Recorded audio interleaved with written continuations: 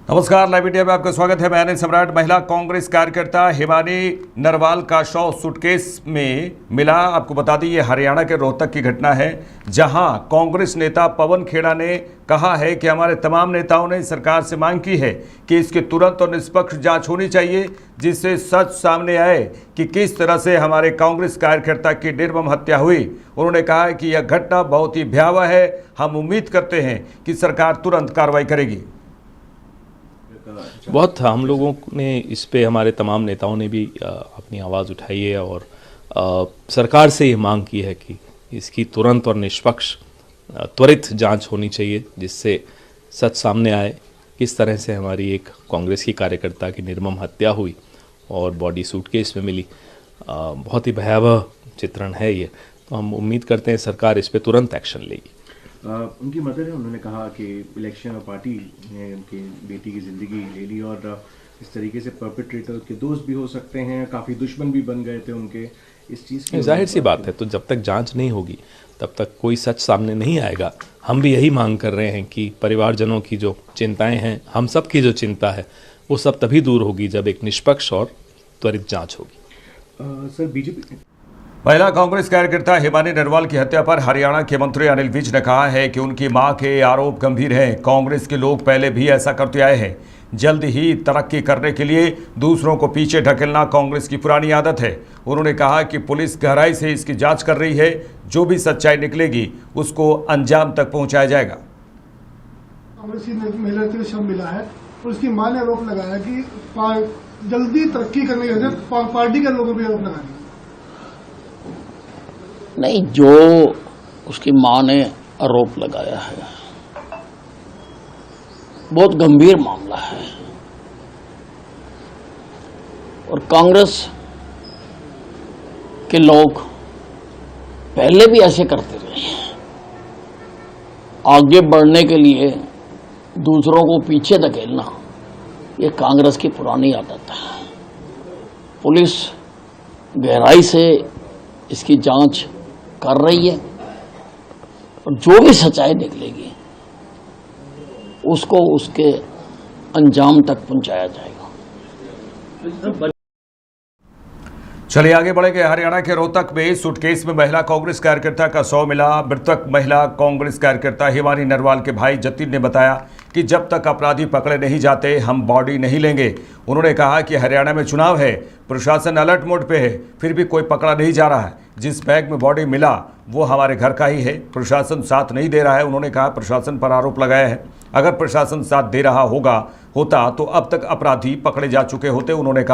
उन्होंने ये भी कहा कि अभी तक कांग्रेस से कोई हमसे मिलने नहीं आया। मेरे पिता की मृत्यु हो गई, भाई की हत्या हो गई, अब मेरी बहन की हत्या हो गई, बस मैं और मेरी माँ बचे हैं।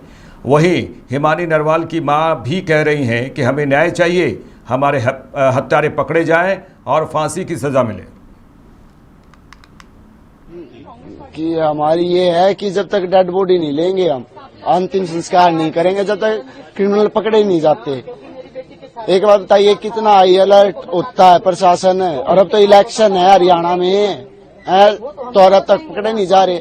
हमारी कॉलोनी में इतने सीसीटीवी कैमरे हैं, घर से लेके जाई गई है, हमारा ही बैग मिला है वो वहाँ पड़ा। 10 साल से जो सूटकेस था, हाँ वो सूटकेस में हिमानी मिली है, हाँ वो आप ही का है? हाँ, वो हमारे घर का ही है। मेरे को मिला है, पहले मेरी मम्मी रहती थी, मेरे को आप ही के घर से गया? हाँ, गायब है, इसलिए मतलब वो अब अकेले कभी मैं आ जाती थी, कभी वो दिल्ली हमारे पास। किसी पे अब क्या बताए, शक्का तो कोई भी वो नहीं है। कांग्रेस पार्टी में वो हो सकता है, कोई हो सकता है तो, या कोई चिढ़ता बिड़ता के इतनी जल्दी इतनी ऊंचाई पे कैसे पहुंची है। क्योंकि कुछ राहुल गांधी के उस प्रोग्राम में तो मैं भी था उनके साथ, भारत जोड़ो यात्रा में कुछ दिन रहा था मैं, फिर मैं वापिस आ गया था मैं। तो मेरा कॉल नहीं उठाया मैंने। मेरे को तो ऐसे लग रहा है प्रशासन साथ नहीं दे रहा। प्रशासन साथ दे रहा होता ना अब तक पकड़े जा चुके होते। भूपेंद्र सिंह हुड्डा भी कह रहे हैं कि इसकी जांच उच्च स्तरीय होनी चाहिए। फिर अब तक आया कौन आया? कांग्रेस पार्टी का दिख रहा आपको कोई? हमारे घर जाके देखाओ, पूरी रात मैं और मेरी मम्मी और मेरे मामा जी थे खाली। सरकार बनेगी तो उसकी बनेगी। ठीक, बड़े मामा हमारे यहाँ पे जैसे डेड बॉडी के पास थे और हम 3 जने थे घर पे रात को, 2 लेडीज आई थी खाली कांग्रेस पार्टी की, वो जो खास थी पड़ोस में है, जो नीचे उसमें है, तो वे हुई है। बस 2 लेडीज आई थी हमारे घर पे शाम को, अब तक कोई एक आदमी भी नहीं आया कांग्रेस पार्टी का। आशा हुड्डा के पास फोन किया, फोन भी नहीं उठाया गया है। मेरी मम्मी के नंबर से फोन किया था आशा हुड्डा के पास, फोन भी नहीं उठाया आशा हुड्डा। कब से कांग्रेस से जुड़ी थी? 10 साल हो गए थे। 10 साल से। हाँ, कोई पद भी था जिले में? है जिले में उनको, उसको इतना तो पहले तो हरियाणा कल्चर की हेड थी, और फिर उनको युवा की लेडीज उसकी पद मिला हुआ था। मेरे को इतना नहीं पता। हाँ, मेरे को इतना नहीं पता है। हाँ, BSc करके MBA करके, और फिर अब लॉ कर रही थी 2 साल। हाँ, वेस्ट से। किसी के काम को कोई नहीं देखता। अच्छा, यहाँ जो मकान है आपका रोहतक, हाँ, अकेली रहती थी? है, हाँ, अकेली रहती थी यहाँ पे। जैसे दूसरी विजयनगर में हमारा शिवाजी कॉलोनी में नाना जी नाना मामा रहते हैं, कभी कभी मम्मी यहाँ पे आ जाती, वो यहाँ पे चली जाती, जैसे 10-15 दिन में, क्योंकि उसका कॉलेज होता था यहाँ पे, पार्टी ऑफिस में भी आना जाना होता था, इसलिए तो हम तो कहते थे वहाँ रह ले, वहाँ पे फ्लैट रहे, बोले यहाँ पर खाली रहोगा, मम्मी मेरी पढ़ाई खत्म होगी। वो मतलब तेरे को पढ़ना उतना पढ़, उसकी ख्वाहिश थी उतना पढ़ी वो। और बत्रा जी को किया, किसी ने आखिरी कब बातचीत हुई थी आपकी? मेरी तो वैसे तो फेस टू फेस तो 24 को, जो दिल्ली से आई ना, जब हुई थी मेरी। हाँ, 20 फरवरी का मेरा जन्मदिन था, और रात को गई थी वो, और 23 तारीख को, हाँ 23 तारीख को वापस आ गए थे वो दिन में। हाँ, मम्मी और वो, और 24 को वहाँ से रोहतक आ गई थी। शादी में भी गई थी? हाँ, शादी में यहाँ पे मम्मी बता रही थी कि वो फ्रेंड के वहाँ शादी में गई हुई है। मतलब ठीक है, कोई दिक्कत नहीं। बस मेरी तो इतनी खुंगार है, बस मैं और कुछ नहीं कहना चाहता। प्रशासन अगर साथ दे, और अगर मीडिया साथ दे, तो मेरी बहन को इंसाफ दिला दो, हाथ जोड़ के विनती है, और कुछ नहीं कहना चाहता। बस हम लोग सुन रहे हैं आपकी बात, ये लाइव जा रही है नहीं, और एक हाथ जोड़ के विनती है बस। बहन मेरा देखो, पिताजी एक्सपायर, भाई एक्सपायर, अब बहन एक्सपायर होगी, मैं और मेरी मम्मी है खाली। हाथ जोड़ के विनती, बस और कुछ नहीं कहूँगा। पिताजी को क्या हुआ? पिताजी भी बस एक्सपायर हो गए, भाई मेरा बहन, बस हाथ जोड़ के विनती है, और कुछ नहीं कहता मैं। बस मेरी बहन है, इंसाफ दबा दो। कांग्रेस पार्टी में आज के बाद तू है, अब तक एक बंदा भी नहीं आया, उनके लिए 10 साल काम किया। ठीक है, कांग्रेस पार्टी के लिए मेरी बेटी ने अपनी जान तक दांव पे लगा दिया। जाति दुश्मनी हर वक्त उनके साथ रहती थी, क्योंकि मेरी बेटी ने मतलब 10 साल से अपनी पढ़ाई को भी मतलब साइड में रख के घर की तरफ ना ध्यान देते, सिर्फ इलेक्शन के पीछे, और सिर्फ यही इलेक्शन और पार्टी मेरी बेटी की जान लेगी, क्योंकि उसकी दुश्मनी उसी के कारण बनी है। मैं हुड्डा साहब से यही चाहती हूँ कि मेरी बेटी को, ये पार्टी के भी हो सकते हैं, दोस्त भी हो सकते हैं, आईडी नहीं चेक करो, पार्टी के भी हो सकते हैं। कभी आपकी बेटी ने बताया आपको कि ऐसा कुछ नहीं था। पार्टी सिर्फ मेरी बेटी का ये था कि पार्टी के कारण उसकी मतलब अब रंजिश हो रही थी, क्योंकि ये चाहते थे भी ये इतनी छोटी उम्र में हमारे से आगे कैसे बढ़ गई। बहुत लोगों से मतलब कहाँ जा रही थी वो? एक दिन पहले कहाँ गई थी वो? हाँ जी, कहाँ गई थी वो? एक दिन पहले वो कहीं नहीं गई। एक दिन पहले वो घर पे ही थी। 28 तारीख को भी वो घर पे ही थी, दोपहर तक। वो कहीं नहीं गई, वो जाने का मौका ही नहीं मिला। अच्छा, तो आपको क्या लगता है, जो हिमानी जी आपकी बच्ची थी, उनके पीछे क्या लगता है? कोई पार्टी के भी हो सकते हैं, जिनसे मतलब जिनको रंजिश थी के भी आगे बढ़ रही है। माता जी, आपको कब पता चला इस बारे में? क्या कब पता चला, कैसे जाना? हमें तो पुलिस थाने से फोन आया। हाँ जी, 3 बजे पता चला। सर जी, मैं यही रिक्वेस्ट अपील करती हूँ, मैं हुड्डा साहब से, आशा हुड्डा से, उनके बहुत नजदीक थी मेरी बेटी, कि मेरी बेटी को मतलब न्याय नहीं मिलेगा तो मैं अपनी बेटी का संस्कार नहीं करूँगी, और मुझे न्याय मिलना चाहिए, क्योंकि मेरी बेटी ने मतलब अपनी जवानी, अपनी पढ़ाई, मेरी बेटी ने पारिवारिक रंजिश भी थी क्या? क्योंकि आपके एक बेटे की भी रंजिश वो फिलहाल उसकी कोई वो नहीं थी। हमें वैसे डर डर के हम रहते थे, इस बात कारण ही मैं अपने बेटे को BSF कैंप लेके गई यहाँ से।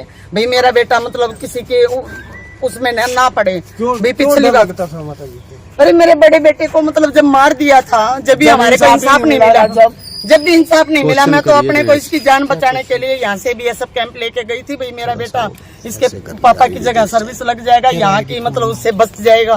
मैं कौन से मारने वाले? ये 2011 की घटना है सर। और मतलब जब भी मेरे को इंसाफ नहीं मिला था, मेरी किस्मत में क्या यही लिखा है, मैं पाल के। एक बात है, सिर्फ एक बात कहूंगा, जब तक वो पकड़े नहीं जाएंगे आरोपी, जब तक दाग नहीं देंगे हम बिल्कुल भी। हम बॉडी ये भी बड़े कोई कहने के लिए बिल्कुल बिल्कुल पोस्टमार्टम के लिए आए हैं खाली, क्योंकि इतने मेरी हम बेटी ने बिल्कुल अपनी भी नहीं जान करेंगे, दांव ये पे परम कांग्रेस के रिश्ते लिए हैं। लगाई है। अब भी छुप छुप के रह रही थी वो घर में, कभी किसी पार्टी का फोन आता, कभी किसी का। वो इन इलेक्शनों में किसी के साथ नहीं गई, वो घर पे सोती थी सारा दिन।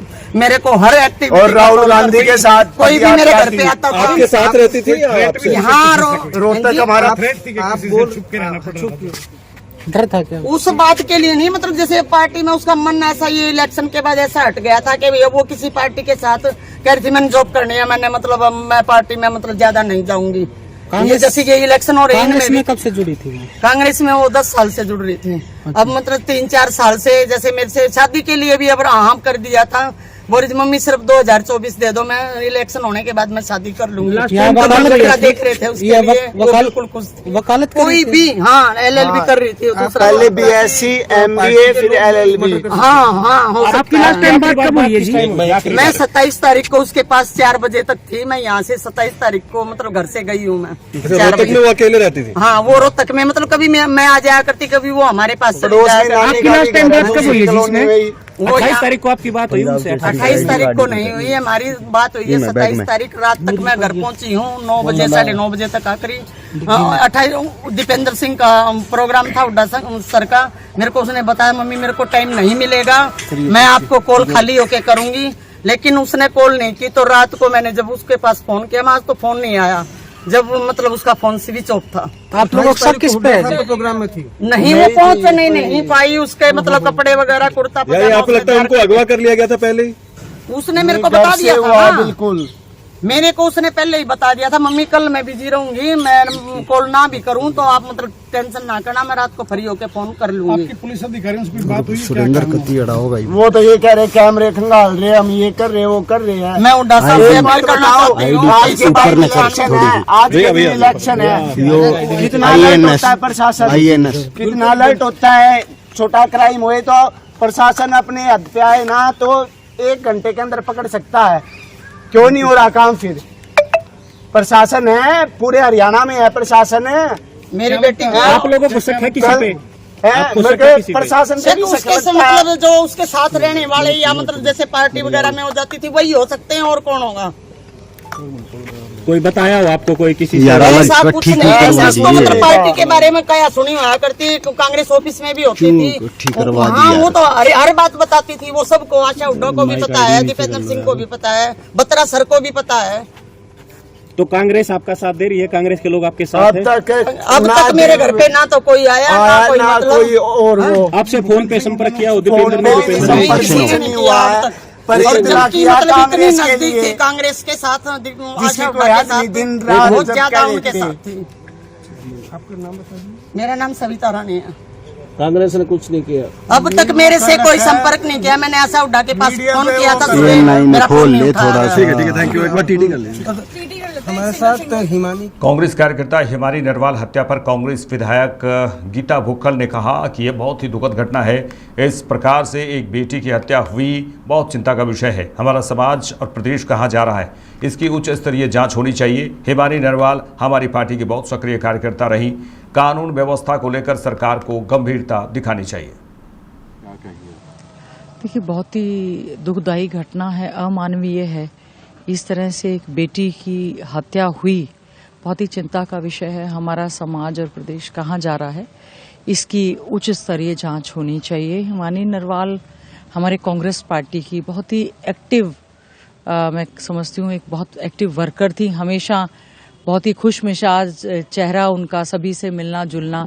इस तरह की जो उनकी हत्या हुई है, इससे हमें बहुत ज़्यादा दुख है और एक उच्च स्तरीय कमेटी का गठन करके इसकी जांच होनी चाहिए। लगातार प्रदेश में क्राइम बढ़ रहा है, देखिए, लगातार क्राइम का बढ़ना, कहीं ना कहीं बेरोजगारी, ड्रग्स की चपेट में युवा आ रहे हैं, ये बहुत बड़ा एक चिंता का विषय है। बहुत सारी रिपोर्ट्स बताते हैं कि आज का युवा जो है वो हताश हो चुका है। ऐसे में क्राइम का लगातार बढ़ना एक प्रदेश के लिए बहुत ही चिंता का विषय है। इसमें मैं कोई राजनीति नहीं करना चाहती, लेकिन लॉ एंड ऑर्डर को लेकर सरकार को बहुत ज्यादा गंभीरता दिखानी चाहिए। आगे बढ़ेंगे। जोशीमठ आर्मी हॉस्पिटल में भर्ती मनोज भंडारी ने कहा है कि यह सब इतना अचानक हुआ कि हमें कुछ भी पता नहीं चला। भयंकर तूफान के कारण हमारे सभी कंटेनर नष्ट हो गए। किसी तरह हम सेना के शिविर की ओर भाग गए और उन्होंने कहा कि मैं अब ठीक हूँ। मौसम इतना ख़राब था कि सेना और सरकार क्या कर सकती थी। सरकार, सेना, सबका धन्यवाद। क्या नाम है? मनोज भंडारी। क्या हुआ था? पता ही नहीं चला सर कुछ। हम कंटेनर में थे अपने ना, अचानक से कुछ एवलांच टाइप का आया और हमारे जो जितने भी कंटेनर थे सबको उड़ा के ले गया। कैसे हुआ? बर्फबारी हो रही थी, थोड़ा तूफान टाइप का आ गया था ना, उसके साथ बर्फ भी आई और थोड़ा सा एवलांच टाइप का आया। ऊपर से थोड़ा हाइट है वहाँ पे, और जैसे नीचे गिरा उसी के झटके से पूरे कंटेनर, हमारे 7-8 कंटेनर पूरे उड़ के चले गए थे। तो कितने घंटे आप बर्फ के नीचे रहे थे? घंटे नहीं रहे हम तो, मुश्किल से 10-15 मिनट में बार पार हो गए। सारे कंटेनर टूट गए थे। फिर हम खुले बिखरे पड़े थे बर्फ में। जैसे जैसे होश आए वैसे वैसे हम उठने लगे। फिर हम आर्मी कैंप की तरफ बर्फ में जैसे तैसे भाग के गए। कुछ लोग आर्मी कहेंगे, कुछ लोग वहीं दबे हैं। अभी तक कुछ पता नहीं कैसे क्या। टोटल 54-55 लोग थे हम टोटल। तो उस दौरान आप लोग काम कर रहे थे या? नहीं, सुबह के टाइम बर्फ गिर रहे थे। 1-1.5 मीटर बर्फ गिरी थी। तो उस टाइम बर्फ गिरी थी तो कोई बाहर आने का तो मतलब ही नहीं था। कहाँ रहना था बाहर। हमारे पे आसान वही था कि अपने रूमों में जो भी है। अब रूम ही चले गए तो कुछ नहीं बचा। फिर वो भी गिर के जब गए, जितना लुढ़कना था बाद में उनकी छतें फतें सब टूट फाट के। हम तो ये भी पता नहीं कि हम बाहर तो दरवाजे से आए कि दरवाजा था ही नहीं, तो आना कहा था। हम ऐसी रोड पे बिखरे पड़े मिले। कैसी तबीयत आपकी? ठीक है, थोड़ा सा पेन हो रहा है लेकिन दवाई दे दी, ठीक हूँ। व्यवस्थाएं ठीक है? हाँ जी, हाँ जी। क्या मतलब जो रेस्क्यू हुआ? सब सुंदर हुआ सर। सिर्फ एक दिन एक रात थोड़ा परेशानी हुई थी। मौसम खराब था, कुछ भी नहीं कर। सरकार भी क्या करती, आर्मी भी क्या करती, लेकिन बच गए सर। जो बचने लायक थे बचा दिए। सरकार ने भी काफी सहयोग किया, आर्मी ने भी काफी सहयोग किया सर। और आप लोगों का भी बहुत बहुत धन्यवाद। आरजेडी नेता तेजस्वी यादव के बयान पर केंद्रीय मंत्री गिरिराज सिंह ने कहा है कि बिहार की सरकार खटारा गाड़ी नहीं है।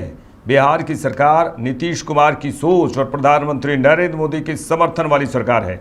बिहार में लगातार विकास हो रहा है और उन्होंने कहा कि तेजस्वी जी, आपके कहने से बिहार के लोग फिर से अंधेरे में नहीं जाएंगे, लालटेन युग में नहीं रहेंगे। उन्होंने कहा कि बिहार उजाले में है और ये और उजाले में जाएगा। सरकार को बताया है 20 साल पुराना खटारा गाड़ी से तुलना किया है, ट्वीट किया है। उनको समझ में नहीं आ रहा क्योंकि उन्होंने गाड़ी देखी ही नहीं। वो तो बैलगाड़ी वाले थे। ये गाड़ी है, अभी इतनी गाड़ियां हैं, ये खटारा नहीं है। ये बिहार की सरकार नीतीश कुमार की सोच और नरेंद्र मोदी का सपोर्ट वाली सरकार है। जैसे बिहार में सड़कों का जाल बिछ गया, बिहार में जितने लाइन थे सबको डेवलप कर गया। नवादा जैसे डबल लाइन हो गया, क्यों नवादा, बिजली लग गई। अब लोग धक्का-धक चल रहे हैं, अब फटाफट काम कर रहे हैं। और तेजस्वी जी, आपके कहने से बिहार की जनता फिर से अंधेरे में नहीं रहेगा, लालटेन युग में, अब फिर से उजाले में है और उजाले में जाए। भागलपुर से पदयात्रा करते हुए मुनिराज विशल्य सागर लोगों को जागरूक करते हुए निकल चुके। इनका मुख्य उद्देश्य लोगों में सद्भावना और जीव हत्या को रोकने को लेकर है। वहीं मुनिराज ने बताया कि कटिहार, भागलपुर, नवादा, वैशाली होते हुए पटना तक पदयात्रा करते हुए जाना है। उन्होंने यह भी कहा कि लोगों में अहिंसा और सद्भावना बनाए रखें, यही हमारा उद्देश्य है। इस मौके पर संजय जैन, सिद्धार्थ विनायक, मनीष पाटनी, पीसी लाला और कई जैन अनुयायी मौजूद रहे। वो पदयात्रा ही करते हैं जिसमें उनकी अहिंसा की भावना रहती है, जीवों की हत्या ना हो, इसलिए वो हाथ में मोहतम पीछे भी लेकर चलते हैं। मुनिश्री का नाम मुनिश्री 108 विशल्य सागर जी मुनिराज है। अभी चंपापुर से बिहार हो रहा है सुल्तानगंज के लिए, उसके आगे नवादा गुनावाली जाएंगे। आपका परिचय? मनीष जैन।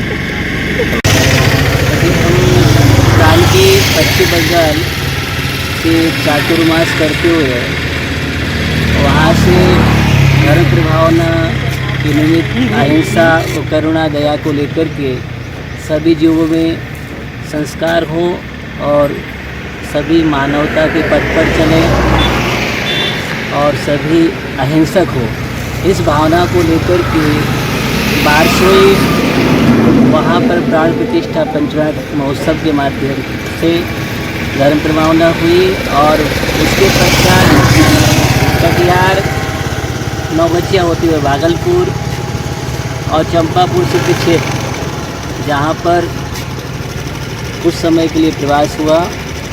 तत्पश्चात यहाँ से अभी नवादा, गुड़ावा और उसके पश्चात पटना और वैशाली के लिए ये अहिंसा पदयात्रा धर्म प्रभावना रूप में चल रही है। और गुड़ावा जी सिद्धि क्षेत्र पर जहाँ पर पंचनाग महोत्सव के माध्यम से श्री जी प्राण प्रतिष्ठा होगी, वहाँ पर ही एक भव्य आयोजन होगा, उस हेतु अभी बिहार चल रहा है। मेरे साथ इस बुलेटिन में इतना ही। देश दुनिया की तमाम खबरों के लिए देखते रहे लाइव इंडिया। नमस्कार।